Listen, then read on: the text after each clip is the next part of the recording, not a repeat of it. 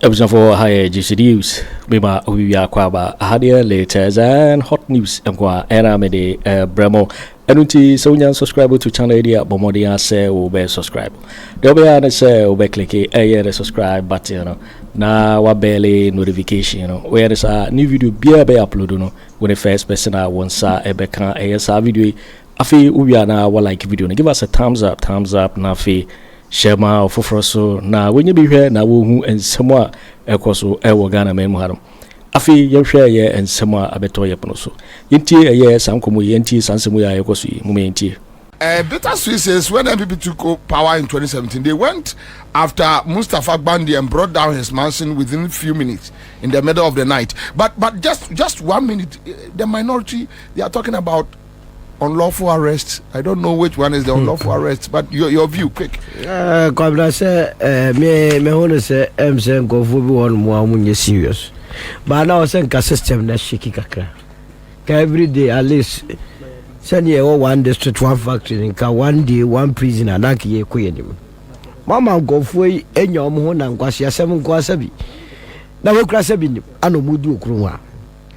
I was said by now no wo bibiara we o maisika di o maisika no eni so tumi da e wo se wo da na ni ba ko to se e bi ade nche na national security e pikira na se ye mpike no na de mu ye di asa gudie bi na ho mo ni so ye ti kromu ana gofreda mi atu ba ba ye press conference se wo integrity si wo bia na bi aye press conference that was there no na court. I was a by now go for you busy. But then go for you busy. Now no OSP Fragadam, no abaya near troka, oh fugitive, oh you've wanted, then next day I say, Agwan you wanted. Now I say another day. Hey, Mama fan your men Yagro. Are you very serious? Every time go for yeska. And the minority idea now warm yet also you pull brakes. Now whomever you invite to my own. Who the Akoso America na Trump every day will be ko endo ya two generals was among Godamabre. Sano promising the people of this country. The Oro Mahama catcher yen say Kronwakoso or Babe Sacrem or be cleaning system. Says he so far yen cleaning system. Obasa it's too early. Early. Now early knows ya china card me I'm not interested said Obuka to prison. Even Gyamfi so bia wo so de woman say yesika na bedi wa kwabena monyina monyi interest nka ho ba na o say kia set account bia e da ba bi o say president Akufo e call hepik no o si toilet na o de aboho hepik initiative na akire se sika onya free hepik mu ana ye dai odi siye ba na o say ka ura mama what set up an account e de tie kwaje sika na nya atwon kwase binti sa kwase binti eti kwase binti wo dan ho sa ye wi a ni a kire Ghana fo ne se e kwase fo ye be wi sika yi eni ti yesisi na wi na aye fe ye jiska na ne de sidan ye de sidan ni a kire ho kwase binti eno wo wan se e ye hospital a kwase binti hospital na ye di nipa na ye jiska na firi odi ya ya kire kwase binti maternity ward na ye di ni dia ahyase ye ti ha na Kweku Annan no wa hemfa former health minister ayam nwa se ayi amiakumfidie ne ba antem jai tese on se konofi bi bem wo twani bi ya bem sa yeni aja wo se yetue sika bia kodim kokura no die de eye clear Akufo Addo na ya wo se penalty tese dem viare corruption viare atero your friend say your friend corruption viare you tum ko VAR you tum ko hwe back you play the back you so dem a Kwaku Annan dem ya freno mo be ya ba professor mi ya go fi wo asem na also 2 million na ko fa wo sase elu de ye ntumi hwe se obi anfa no tototo ba ku ya wo chile wo Minnesota ono cholete Ofori Atta ba na go warm me up na du ji ha ono MP ho ona lak se va kan mo ye yi ya friends e bocham mu ro mu ye cash bia fa ba bi MP mu wure man nyoma mu be hu no sa UPPFFI your friend say account billions no enya sam keto se ne nkofo si bi didi mu no ba na o se di pay busy ye be sorry do pa Kwame Nkrumah so 1 o'clock news no be a tie bi ho na ekọ na ye kwa na wa kire se sika no sei na wa wia sei na wadie sei na obetua tua na ye tumi dia ye fa foto no da ho na ye tumi dia ye kwase bi nti clinics ne schools no na o man no akọne enye sa na mo mbeso obi a be busy dia na obi on beso wia up to date apart from no o senka IGP ye hwehwe ni nsem na no manual list wo kwan no, but I think say America say it's too early. Early. Dabi. January, February money away. Your days say you run 30 days, 40 days early. Your mom Benny Mahama 1,460. And what early didn't say. Yeah, the current budget we in March. Budget to the baby Ghana for you now the budget on. Was your starting free economists or Munya brother or Munya Ibiada. We was I didn't yako budget so now be a fee.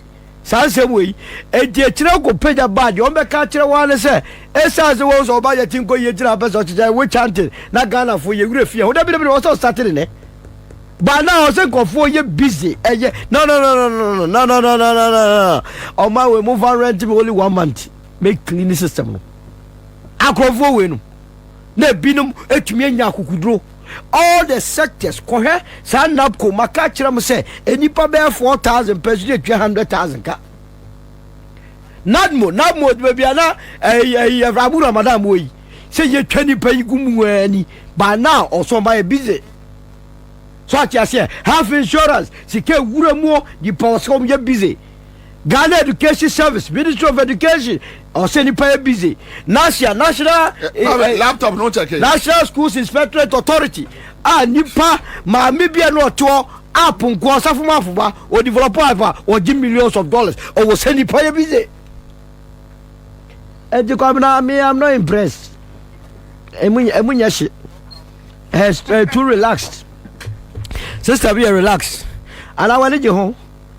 Say na mo promise Ghana for the end of money a week because by now ya sorry no pano e was say can nipa twi fra obobi se bobi be pa ocho no odi ge hu abeg but nipa no of them obi te so for obi te sa boa papa mi ari ni o me gasa ya de me mane la do better say obi boye bo Facebook say o ba na no officer go nya position bi me ya de me mane me aye jabe kwai hey ye jabe kwai na baba be busa say obi frame ya asabuna muna mu ye bi de ya le jabe ba bia o se mielo e de kura me bi dan dem se bi dia bi bo bat on a more serious note Kwabena there ko na am no enthused be ne nyi ho esan se eyesa no a e cha na ejo so a abangu but you see so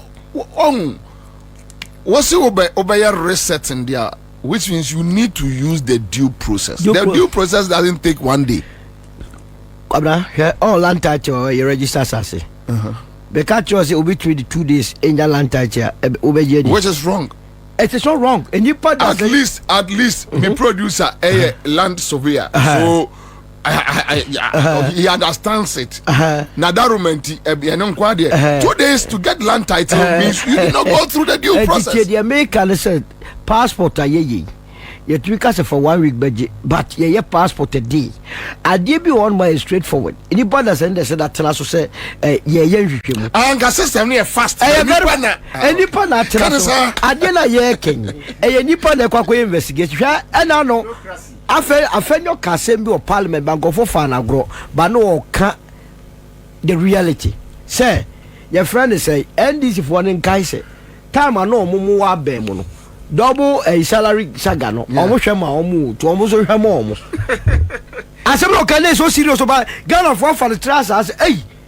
Tazamumu we are and the term we are. Which is not true. But so the point is that so if you are not prosecuting people now, me am a teacher as a movement for change office emergency. Members then you know ala chedina adie movement of they are not prosecuting now. A free Saturday ye hunu di akoso jamonchemo ye woman say and go for expect o mo anka say wies ka no expect say gado pa bi o mbeso na bi na pick okay ana obi am pick o nya ne sa that be because o mo kra ye o mo nwa say ade ya mo na ye hu bebre no atogare ne yes yo afa lawyer up to date lawyer for kra nya adwuma because basa no a ye chewa obe frɛ lawyer be koi enemy apia da gwa ne ka say ba na ya fa di pa be 6 at least we're a lawyer in conform econo am we defend no so on wo nwia bi oti wo dikakra na mo nwia ye no ebi be kono ye friend redistribution of wealth na system no but now si kan system conform pass wo so me nye ano mo ka de on pekere ano mo nam YouTube ne Facebook ne no mo di asadi acha ano mo yi ni pen ano mo sori a o mo de propaganda etum ye tu ye betu emu ye be market you say say because of more free hands they have more time to joke but ba ye na anopa bia enipa na wo say ye twase amwako answer questions people will not be misbehaving in this country it says yes no ho the man nipa die before to about a difference of 1.7 million no people must not take it for granted okay say Independence Square do mapeni Joma Mesiso no nese ma ka bia no obi abo ni se ma no apart from so ka say corruption o ka corruption and obi a wa Ghana for na twen say corruption asem no you be dealing with it anya se ba be ko kwasa da be ko kwasa akwe sori anu ase white and ko for video bia betum Ofori Atta so waba akwe so ma krom ha ana mudi yiye na ba na wa ye wa na wo die ya ko tam no abo na wa born in mve ana na free down aba obi so man na nye anu kwa de metidi e wo so anu masori o oba o se chikata na campaign o tam no quick aboda quick kwa pepra quick selo me quick na lemu ha we mo teto di disikana o mo sori o mo la issue statement bad very bad is a weak administration area ni bia ye no go area because military abre police abre obi abre and now me say MPP a communicator bi a friend say yenu abe sorry oh yenu abe a communicator yenu abe oh MPP me referee di madam pa is it Evelyn or referee di asa me video no kra say oh yenja ma omo no omo brea is it Helen or Ellen ELLEN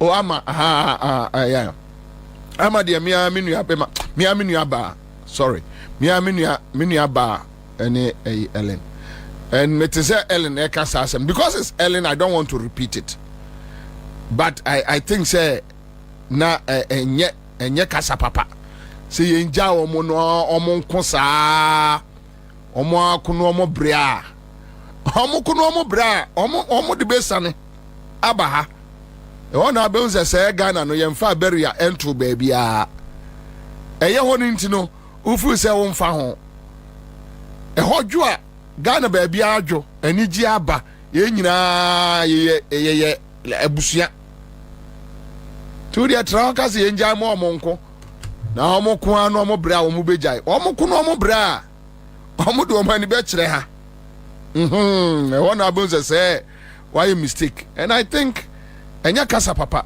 se yenja omo ma omonko enya so omo ne pe ena omo konto obi anu o sori ya osme de me pentokwa ena me kontokwa there are remote causes as to whether issues no ba ko betimi atene ho as oh kwame in situations bia no se ba ko anya jimi fo so oh enya hwe ya na din sentiase ye beba because in every situation across the world ba ko edifo bibia de we asi we wiase a yasi we de apai ubekom no ba bi keto abi wo ho but enya samre we na wona wo ko kire se abusua we di fo ana we di bem no tinke ya dia omunyina so wo enya hwe chale let's leave it I mean dia let's move on with our lives na yenko yanima enka sa na yenyina ya hwehwe so you can't tell me that yenja omo ko anu omo bra as if say any ahoho bi na te Ghana and as a whole be any no deal anyway. So only one issue. I me person me do come. But my main reference to be and so my main I say mama joining on Facebook page. Someone joining on your Facebook page. My main reference to a yibi kakra bi and chemo and over about 2 weeks ni the CEO at the class media group Alaji Seidu Agongo are granting various interviews efa ekwaya MPP aban efa so egu ni bank na unim adanwa anu a omo egu bank no that morning afena na wa fam adwuma foforo ana ofranse kwame sada na yekoye meeting staff there ba ewo Chinese embassy ibi na wo no on froze say some facility be ewo Chinese embassy lemu a ewo na yekoye meeting no na nanapoku abeye asase radio general manager na nanapoku ewo hobi sada na na de nanapoku eba be kire eye staff because near finance general manager ewo CMG mene Alhaji Agongo tiwo sei ena obi frɛ no sɛ asema watini eni be 5 minutes ena me sha sɛ me nya calls sɛ yɛsɛ Alhaji Agongo bank no bana wasɔre piampa me sɔre ko bisa no na yɛ no kure meanwhile that very morning na Ofori Atta I was in Alhaji Agongo's office when Ofori Atta called him echia no ebusa and said what to say Satana Alhaji Agongo office wo you still dey ya me team ye tie for ura ya building no down down I want Alhaji Agongo office wo intimine na ewo office wo ena Ofori Atta e friend chia no me gina no so kan kra na afrema chia me no ene ye de obi akɔboaboa no ko meeting no awia 12 ni aye na so say Heritage Bank ye gu no ubusa governor na governor Kachira was said the person is not fit and proper. What is the meaning of being fit? Say obey hold the bank Ghana. So right now Kwame na me Kachira almost say ewiase ade bia wo ye bia na etwa besinachi. So Kwame, this is another scenario Ghana for almost say Alhaji Agongo issues with fertilizer and I buy hwehwebunyasa and for that matter me wa no mo boa o oya frafra ni ntia MPP na omuntibinka that is it. What is the meaning of obinya fit and proper? What is the meaning? Manyaska me bia adwuma mafa nkrofo omo ye adwuma ni bi ubegu adwuma no na kire me de ntia begu no a o say you are not fit and proper. What is the meaning of you are not fit and proper? Okay, but what the yemfa omo no lame excuse na omo de gu Alhaji Agongo bank no yemfa ye no granted say omo lame excuse na omo de man no sa na tie omo say ya omo say Alhaji Agongo ewo issues ewo court enya sa enti issues na ewo court ni enti no ontimi hold the bank Kwame enti say Ofori Atta data bank yankotutum ye kase ubiewa no nyese ma ya honorable a ma jem yase bobi enye nya honorable kakra bi na abeka medin wa ayese bia Julius Debra no nyina ehia me achieve honorable that come same ma soro kofi wo so obi asem wo court now Ofori Atta e wo data bank Now Ofori Atta, if on Friday he was being declared as a fugitive, a wanted man. And the Ofori Atta bank no. Abayin kotu tumisa Ofori Atta anya fit and proper. Se wahu. Kwa me wahu. Me catch am say wiase ade a wodi ye onua bia no hwɛ yie na ebekɔ saa na abesu so. If the argument Addison, the former Bank of Ghana governor, when you say wanu jail bed, sakwano jail bed, a ben sesini, and he say, excuse the only buyer a good heritage bank is anything to go by. Say, see, Ofori Atta, Omar raised about 6 different issues. I go the end near back. Yes, so I was saying a friends a fertilizer contract. And yes, sir. Na entiasieni. Wait, 5 different issues Ofori Atta. And he say Ofori Atta on your fit and proper. And as a bank no. Ana kwame data bank no ana omo release shares ema nkrofo sana ono a krofo de omo nyo wa no wa tetefa e de amobi but Ghana for say wutie me awie ya whether you are in your home office, you are in a car, wherever you find yourself, just tell me a simple question. The argument yam di gu eye Alhaji Agongo Bank that our issues our court and he is not fit and proper to own a bank.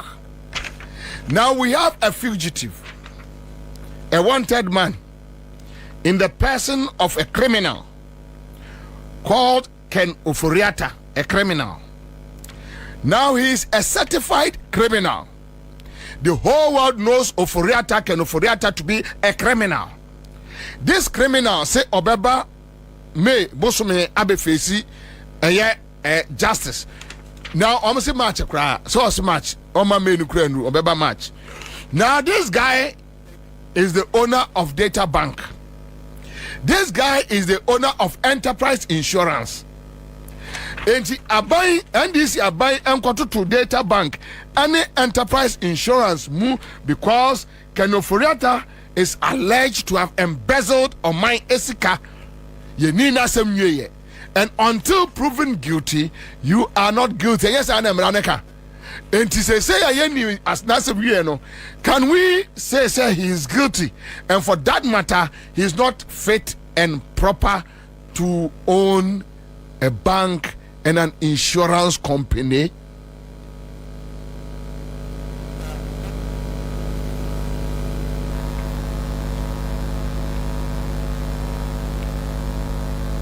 If NDC government decides to answer this my question by following the same precedent, ubehu deda the ombe ye womo wo kruma ubon the ombe ye womo atuesien oye den ere na atuesien ye. So you walk to my bank, oh, my shutter and my Yusuf and my main say grassroots commander Yenwane Honorable Aquinas shutter 1 grassroots. You can argue with yourself, you can argue with the transformer, you can argue with your tape, you can argue with whatever. And this grassroots shutter 1 we no go fit. And then the ebebem and Kwame Pacho Baji dey we check me. Baji dey we check me. Never say me here adwuma bia wi quick we frɛ sa number no. Mo kai say atuesien be ka kire say Can Ofori Atta no ban ho say obeto ne bank. So okay, so list of cases can Ofori Atta is being investigated. And there is screen so yeah, CTV screen so you have 5 cases. One is strategic mobilization, Ghana Limited and GRA contract.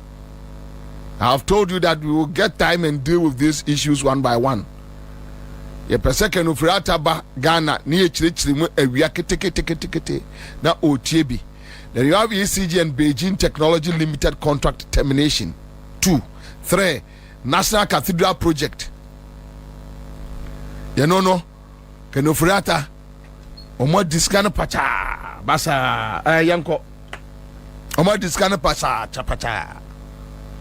Na yam nwa so omo frɛ Ken Ofori Atta na ayi Victor Kusibuatin okonfo Kusibuatin Okonfo Kusibuatin. And I hope said that case because Ora Okujetua wanna di Ora team nanim no. Na in a personal project. So at the end of the day you cannot come and tell us you need anything substantive against Kusibuatin. No, we are not going to take it. How can na to ya mpesi comme ça no, because enyama bia sutre ye no, there is no way eya say Kusibuatin e fa ho di okrom ha e ma so for no ma me pacho Sammy mia me papa Duncan Sammy wa ya ne sword no ready. And as you know, you have come to this place, John Mahama. Let the Lord speak to you and forgive. And you know you have a very forgiving heart. That is why God gave you this victory. Obwa, Jam, Nyame Emma was a victory where say you weed out the rots. Anything beyond that. Asembia Duncan Williams Mbekacho Biano, JM, Omo Boate, Ati, you don't mind them, they lie. Oh, who would lie? No? Political entrepreneurs. Asembia Duncan Mbekacho Bia, any your friends say, Miami Pepe, Ajasare nomone, Wamo Mokeka, is Sudan number say, oh, yes, I da. Is Sudan number. Say, Uni are not of bonnet bar. Deal with it. Ghana suffer in me is to dana bafrimu. One on the Yamea freno, or no the Yamea said that freno, on the Yamea freno crown, Yameno has a issue letter, green letter, and a Yamea secretary, Joseph Bobiansa, a sign. And he's to dana by the Yameno and a freno. Now, Arush, or bois, Ombaka bibia chewa jem. Don sakatin ko bi ben fi omo omboa. Sa no mo ba homache. Be 5:45 to 6 more. Oh. Eto bi kra na say de say omo sua omo upgrade game no. Omo tibika say na ye president no breakfast. Eni e pese any president no kwa ekwa gym. Mumia no mokwa enti wo danka wo ne ye amade train number. Ba ko ba fada de na to the sia de number. Oh. Ehona omo kwadi konkonsa na kire JM no. J. Amara mi J. Mom my own eye. Mom my own, yeah? JM. God gave you this victory so that you weed out the rot. So that people will be punished. Na ayense na ho ama even your own appointees. So obi emfanensa enkoka abanya de. And I've been saying this. Menka se menye ye abansika emfa wonsa nka. Don't touch it. Don't touch it. Yeah, Juma, your business. Yes. What's our contract? 2 cities. 2 cities. Ube so unim say 2 cities ubenya ehon fa so bia 1 city. Ade na ese provide no say shades black here. Yes, dark shades here. What provide it when you are one CD? Who call baby? No. Simple. But when you decide that the force near Nitiaba far by Sikadia, that is where I have a problem. And DJ, Mr. Wara, Obi se Kusibwati, Momon Fanuhuni. So cathedral issues and other issues can Ofori Atta a channel. And said my mom example no. So I see Elijah Agongo, Sedu Agongo. So that time Nasa mo court. If you are not fit and proper, say obey only a year banker. And ne can Ofori Atta the one year in ma any d every bank mu. Kese Sammy and Kiatutum na enterprises so. Share Ghana for tie na media minimum say it's too early, right? Media mema JM ene aban we no be 6 months. It's too early. And yama MPP for ebobobo apono. Enya one day na omudi be hu ni nyina. Yes, some of the issues we have a fair idea, like acquire omofa so ed SIC contracts, insurance contracts, enyina enterprise insurance. Enterprise insurance, a can offer a company. Or no, and I know insure a state agencies, departments, and ministries. Mebwa, where are they? Aha, pia. Wow, your friend say, insurance, enterprise insurance, can offer that. Though we have a fair idea, but ye nim enema akosum. What you say? Aha, you know say no. Enti make us now. You better Matisse Ora Haruna Idrisu Eka say the kind of a year JM betu ye no, Rota betu ye no. Say amna nkrofone twa to no say tieni. And I've heard JM also talking about it. Say, we share a quite mafaso running economy noir. Criminals. I mean, criminals. And a running show nina. And Mesre said JM, enemy mean your penny haruna drusunum. And you're just talking. Mom be so. Mon fifi mu, mon baby mu, na mon biem. Emo bia anya dey. Ehwe adekwa no amokoto ye no a ama JM ye mo ase ne saa se. Enkrofo no, I mean, omo rane oman no with criminal intentions. Omo anya, omo baby mu, omo fifi mu, omo ba mu. Ne nyina obia yenhwem han fi ne nyina yehunu said the JM ombesi abibi mu afifi mu ababa mu ama nyina yahwe bi no kwame ohwema nim din ara ubi bia ira economy no arot no ena menche se ma omo enfa entoma enkata so omo bi mu fim ye mu biem ye hwem han so bibia nsie ye yesremo check yakwan mam so Ato Forson, a victim of hate, jealousy, envy, yen damage no na Ato Forson no anso no eso mo a sa no mo na fofo ne gabby no yen mo kasem and na hu article be very nice article from a very renowned lawyer about how JM ebua banks but Akufo Addo and in a family and in a buying it decided say ombeba begu no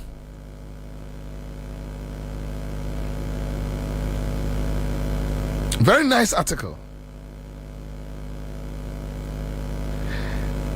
Make I was saying, you better say Akasafa MPP post-elections report in Asante region.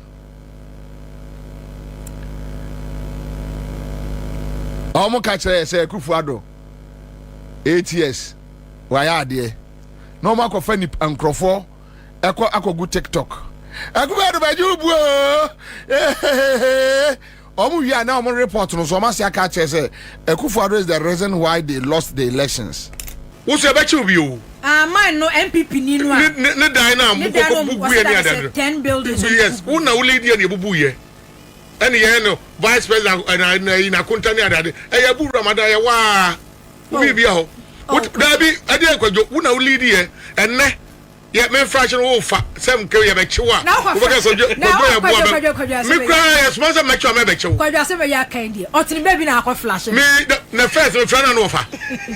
Na fa jade. Anti na me fraction na je wa fra me back. What man? So o flash ya na akate. Na me kate no. Na wo akwa na eba. Ko na eba. Me kate no afrem kate no afrem. Me ade me picking ya hwe. Me yan what man say? Ye be ma so ye ma so no fa ne normal. Obi a wodi wo mbia wo nsabeka mo se wo ban no se president ban ne niam de da form din make na me showbo se na 3 months away animu bia na office wo ni pa di krofo betu amerika ho keke se krofo so akoma bp ni ade ye do twa down no round crown you abefa wo awu because wo mo chi Kojo Kyeremanteng former chief of staff ye di ni wura mo ye nyina wura inside headquarters wo no ye di so mo de ne o se no mo de na pia bonti wadru ka okudi die no yeti so mre dro no msa na pie papa no ye yi no ubusa di kra ontimi mo say friend Kojo Kyeremanteng ewiase nyina afro ye chi o mari wade ni phone after no ntima ankoje o mari wade me na frame na nko be no otima ne ka no kra ko o mo je o mo anya ade ade gadu o msa ade man bi oh some say some say ono ane dia ade people no dey buy e chopper wa pani ade afedi wo dey ato ne way ni start ene nyankopon da Roma ene nyankopon ba mu wi ade awie ni agia wo si nyankopon e say no mo evangelism o man fi omo what ma say afi obi timi ka say nyina anuafo woni wa na anuafo we are one family abu gina bo ka say because ni nia John Tino we so another example no abu case ho abu da ma ngu cases ye nyaye o you be make sure say be move ten out be example da mo forget 3 months away animo ekonana enkrofo be dem rough ebi ko when your police station issues o but send na mu ni de Kwajo wo betimi achi na ansa na be court after 48 the hours first 48 no one hwe ya trauma bi abefamu no we do ko 10 years kra nu na dey say ye touch ni pani ade ni nya within that 48 within that way no uchi obi a say obi ye suspect na achi na ye touch ni de fi hifa ne be na ye do ko bia na won wo de omo ho na eda no ye authentic say we ni asa short na ba normal level ni e de kote the same room rotie bia do na wo ko ni nyina so light ebom ni bia wani bebo eti do ko last one ade abetima ya ne so beda ho ni aso light amount eno ko 48 hours beba no wani asai normal normal I'm telling you ye choma ri wade abekoko be no hye sa ba shit blue and white ni bia pie side eno ogina ho street bi wura mu na koma to no se ni nua bam wotima aba bia na da no wura mu ye bokoko kwa wonti o dade do no ye de hama krabo man to the other side me am ko beli obi agi me phone so afedem besu we do ye de me ko first second na me ye wu wotima se ti ba bia me ko da no hyemu no first second no second mu tu ko third and fourth one mu na ye no wawie ye obi amfane nsa nkan nya hwe ho and a light wo ho no eno kwa ye enough for you 24 hours and 48 hours ye wi na ro court wani say aso ani asay obi amfade mo woni wotima se etiem for mu ni agro say do mu di agro na ye bibi enye na me shobo send this for be ye adwuma papa because option system do we kwa e bibia be ko kama na obi kura din say wanted kura so I traumatized na and so we rabia na dia ompie obewa na we just say na smooth na no to no parliament and you say one yi can Ofori Atta is traumatized because of that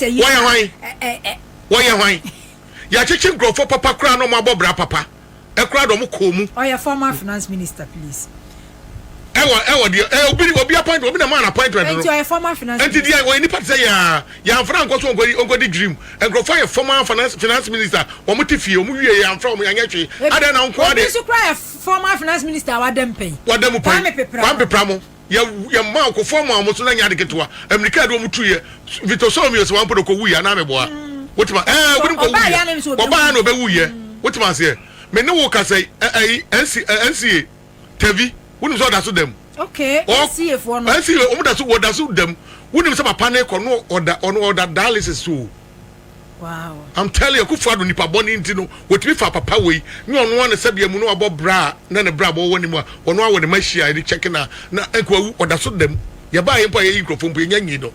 Ade no de papa de no ye so nkoto nsuo, e no kwa ode ade no koto onsa. Ade ko koto ba so anamu yusu.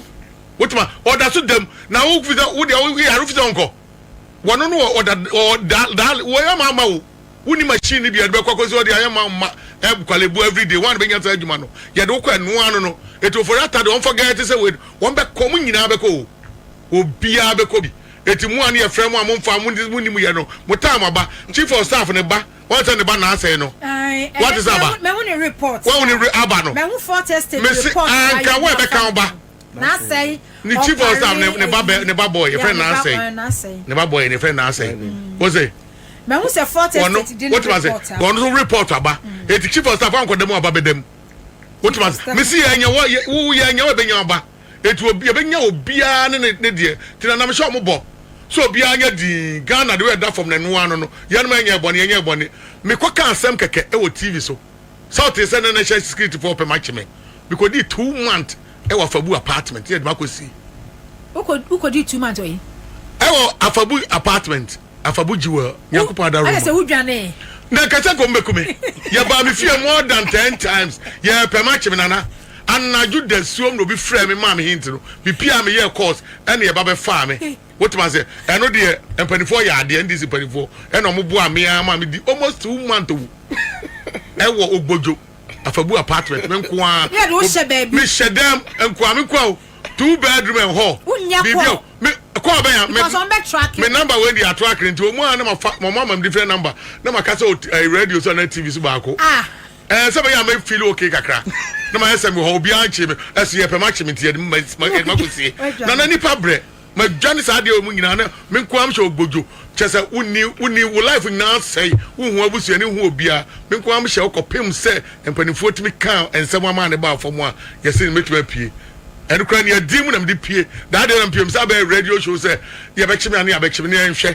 sa no mo ka che memra ne ye be chimi ana me ye ne ye jai kama ni nyina chief of staff fremo opare ono a enam ko kan asem no ade ana aya waso we so gon ye registration ye enam kan ampa so ne ye register de wo fie kama wotima se registration ye fie kama asa da ni ana najo abagibi bre no sa na ni ye no na me church mu na obia hu babia Ghana edifi ene babia dro ni kwa se ye o mu mi no de kum akwa na mko pene mra ne pepa ne bi ngono se bia na for frɛ omo frɛ ade ko mo pa de because asam na wo kan no e security issue wo pe obia china na juna baba chi 1 am ma kunipa ade na mo ma anopa na awia me fie less than 30 minutes atam no fi e be fie do another lane so less than 30 minutes ye me fie nyina ye wram babia me ko so me hunyanza manfa me car no ti car ni si o esima tukwai enti what ya say won't be trace ka mo pa mo fa car nko na na kai si o sa be na ties ni ajojo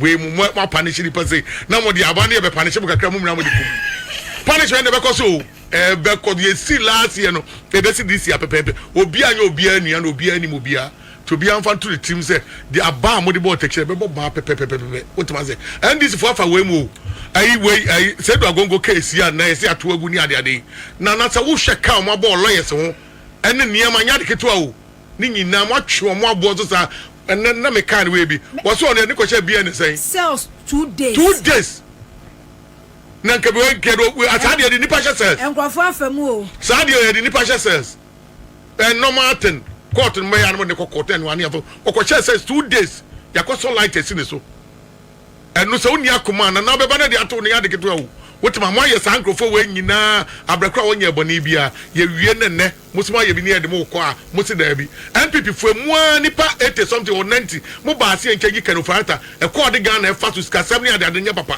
na mo ni mo nyina nya parliament nya MPC a na nessa bia busa be na se OSP asate so person na adwuma go first ankonam ne no onam se nkrofo ba gina na chi eto betima ya adwuma no nya enu nie na na mo fa nto mo tim se adwuma we be ko so kama you waiting for winning and someone abeto yepono so make say so we subscribe to channel area bomodi answer or subscribe we say hadia latest and hot news and kwa era me de bro I feel we are like video no give us a thumbs up na fi share ma ofofro so na we be hwe na wo hu someone ekoso wo Ghana me mu harum also betimi otchere wadwen afa ye nsem we nyira ho wo comment box ni mu obeti minka biom in my next video. Thanks for watching. Like and share the video. You can also drop your comment. Please don't forget to subscribe. Click on the bell to turn on the notification.